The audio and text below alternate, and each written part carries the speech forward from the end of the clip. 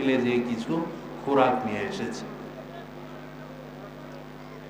আমি সংক্ষিপ্ত কয়েকটা কথা বলবো। অসুস্থ অনেক বক্তারা আছেন, তারা কথা বলবেন, আপনারা শুনবেন। যাদের ভাগ্যে হয় তারাই শুনতে পারবে, আর যাদের ভাগ্যে নসিব না হয় তারা বিভিন্ন ছুতা দিয়ে বের হয়ে যাবে। আল্লাহ রাব্বুল আলামিন মানুষকে সৃষ্টি করছেন, আবার এই মানুষকে আবার মৃত্যু দিবেন। যত প্রাণী সৃষ্টি করেছেন সমস্ত প্রাণীকে মৃত্যুবরণ করতে হবে। এই সত্যটি আমরা জানার পরও আমরা কতটুকু প্রস্তুতি নেই যে আমি এই পৃথিবীতে থাকবো না। আমার পূর্বে যারা ছিলেন চলে গেছেন, আমার পরবর্তীতে যারা আসবে তারাও চলে যাবে, বর্তমানে যারা আছে আমরাও থাকবো না। কিন্তু আমাদের হাতে কি আছে, কি নিয়ে আমরা যাব? আমাদের তো একটা জায়গা নির্দিষ্ট আছে, সেই জায়গায় আমাদের যেতে হবে।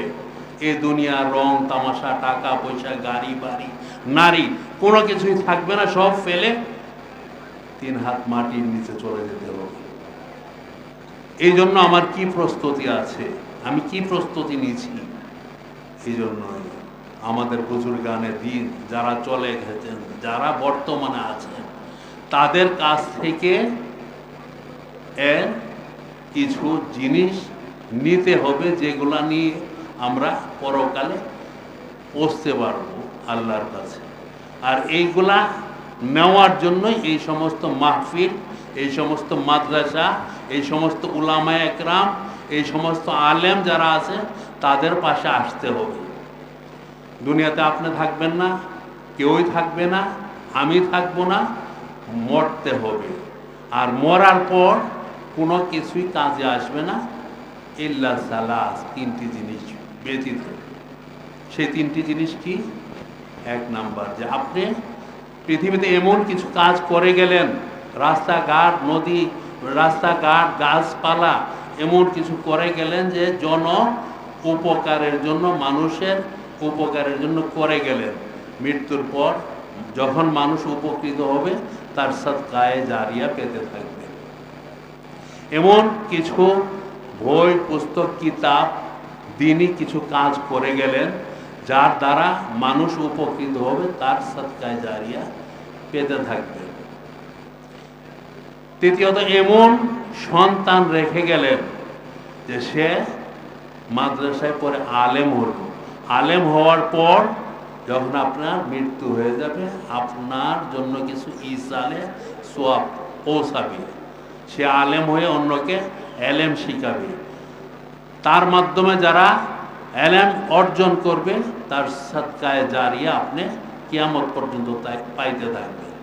এই 3টি জিনিস ব্যতীত আপনার মৃত্যুর পরে কোনো কিছুই কাজে আসবে না।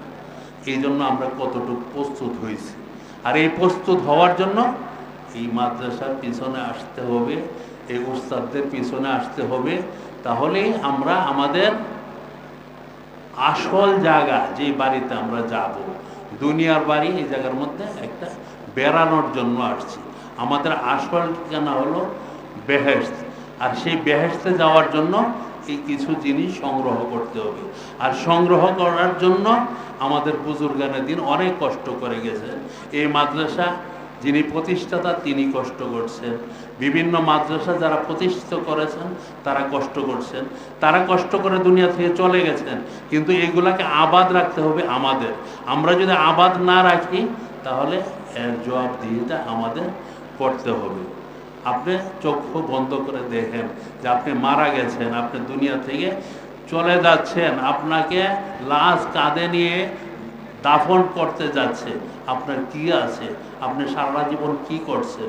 মিথ্যা বলছেন, ধোঁকা দিচ্ছেন, মানুষকে ঠকাইছেন, মানুষকে জ্বালাতন করছেন।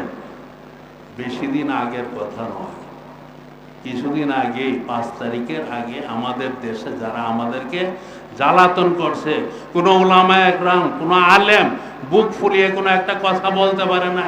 যদি বলছে হক কোনো কথা, তাকে হাত করা পরিয়ে জেলের ভিতর নিয়ে গেছে। কিন্তু এখন আল্লাহ এমন একটি অবস্থা করে দিয়েছেন যাদেরকে তারা অপমান অপদস্থ করেছে, তারা এখন সারা দেশে বুক ফুলিয়ে কথা বলতে পারে, তাদের কথা সবাই শুনে। আর যারা তাদেরকে নিপীড়িত করতে চেয়েছিল, আল্লাহ রাব্বুল আলামিন তাদেরকে দেশ থেকে দেশান্তর করে দিয়েছে। এখন আমাদের এটা ধরে রাখতে হবে। এটা ধরার জন্য কি, এখন যে অবস্থা সৃষ্টি হচ্ছে, তাদের দূষণরা আছে। আপনারা জানেন যে গতকালের এই ঘটনায় কি হয়েছে, যে আমাদের ঢাকাতে যে জায়গার মধ্যে সব ফাইলপত্র থাকে আগুন লেগে গেছে। একের পর এক ঝামেলা চলছে, তাবলীগের ঝামেলা চলছে। সাদ লীগ, আমি বলি সাদ লীগ, তারা আমাদের মুসলমান, আমাদের যে সমস্ত তবলীগ ভাই, তাদেরকে রক্ত ঝরাইছে, শহীদ করছে। একের পর এক আমাদের উপর তাদের পক্ষ থেকে বিভিন্ন অবস্থা সৃষ্টি হচ্ছে। আর এই অবস্থা থেকে আমাদের পরিত্রাণের জন্য একমাত্র রাস্তা, আমরা সবাই একত্রিত হয়ে কাজ করতে হবে। যদি আমাদের মাঝে কোনো ভাঙ্গন সৃষ্টি হয়, আমাদেরকে আবার সেই দুর্দিনে যেতে হবে, আমাদের উপর আবার সেই জেল জুলুম আসবে। এই জেল জুলুম আসার আগে আমাদের যে সমস্ত মুরব্বীরা দেশে আছেন, তারা যেই সমস্ত নির্দেশনা দেন, সেই সমস্ত নির্দেশনা শুনে আমরা একত্রিত হয়ে কাজ করব। ইনশাআল্লাহ আল্লাহর পক্ষে থেকে আমাদের উপর সাহায্য আসবে। আমি আমার কথা দীর্ঘায়িত করব না, আরও বক্তারা আছেন, কথা বলবেন। পরিশেষে আমি আপনাদের কাছে আমার আব্বার জানতে তো অনেকেই চিনেন, আল্লামা আতহার আলী রহমতুল্লাহ আলাই।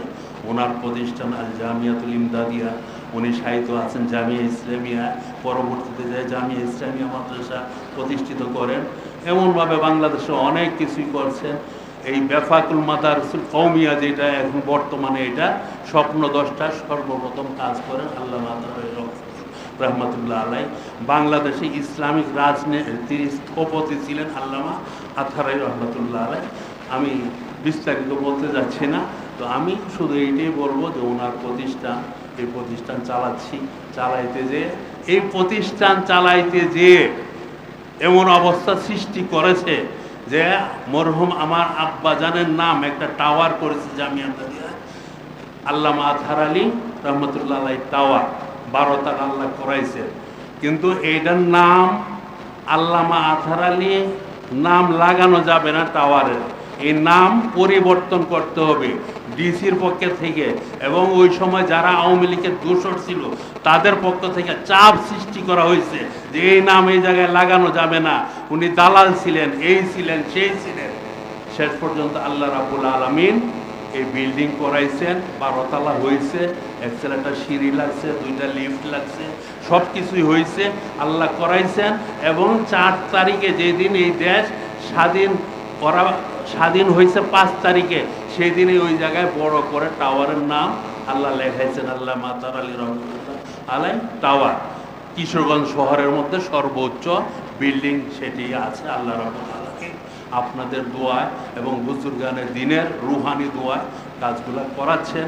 আপনাদের কাছে দোয়া চাই, আল্লাহ রাব্বুল আলামিন যেন এই কাজগুলোকে কবুল করেন এবং আমাকে সুস্বাস্থ্য রেখে কাজ করার তৌফিক দান করেন।